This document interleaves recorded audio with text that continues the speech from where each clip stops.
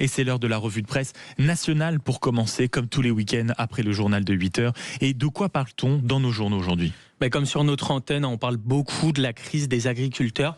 C'est le cas du Parisien aujourd'hui en France notamment qui titre sur le sujet en parlant de la poussée de fièvre avec sur la couverture un tracteur devant des palettes en bois en train de brûler.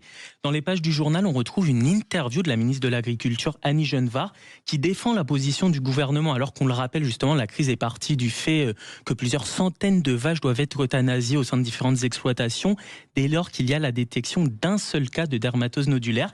Eh bien la ministre affirme que le virus pourrait tuer 1,5 million de bovins si rien n'était fait. Elle assure que l'abattage est la seule solution. Si on n'applique pas ce protocole, l'Europe mettra la France sous cloche, dit-elle, même si bien sûr elle promet qu'elle comprend le déchirement des éleveurs. Et de cette crise, il en est également question dans le Figaro.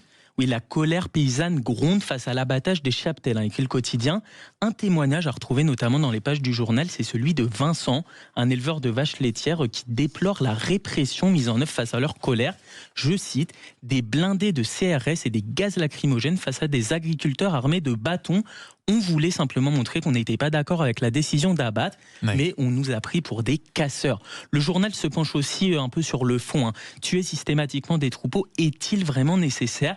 Eh bien, en croire le président de la Fédération des syndicats vétérinaires de France, il aurait été difficile de faire autrement.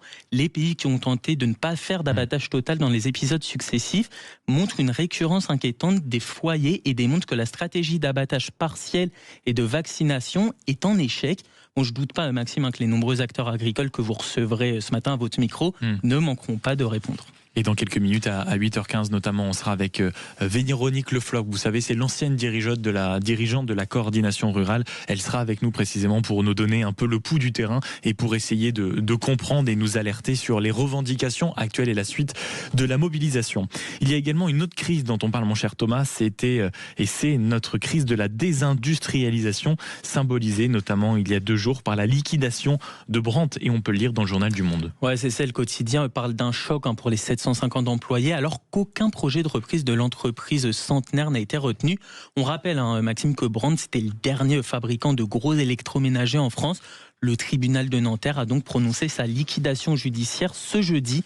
Pour Le Monde, c'est le symbole d'une désindustrialisation qui s'accélère et la crise qui frappe de nombreux secteurs de l'industrie tricolore. Un chiffre à retrouver dans les pages du journal, il est assez édifiant. Depuis le second semestre 2024, on compte environ 20 000 emplois qui ont disparu et entre 60 et 80 usines qui ont fermé. En comparaison, entre 2021 et 2024, environ 30 000 emplois manufacturés, une centaine d'usines avaient été créées chaque année. Autant dire que la dynamique s'est totalement inversée et ne va pas franchement dans le bon sens. Et on finit avec un autre sujet dont on a beaucoup parlé ces dernières semaines et qui lui aussi concerne en quelque sorte notre industrie, c'est la question des colis chinois. C'est ça, et la Tribune note que l'Europe hausse le ton puisque ça y est, c'est décidé depuis hier. Une taxe de 3 € sera appliquée sur les petits colis en provenance de Chine entrant dans l'Union européenne à partir du 1er juillet. Le ministre de l'économie, Roland Lescure, parle d'une victoire majeure pour l'Union européenne qui agit concrètement pour protéger son marché unique, ses consommateurs et sa souveraineté. Et ça c'est sûr, surtout une période avant les fêtes.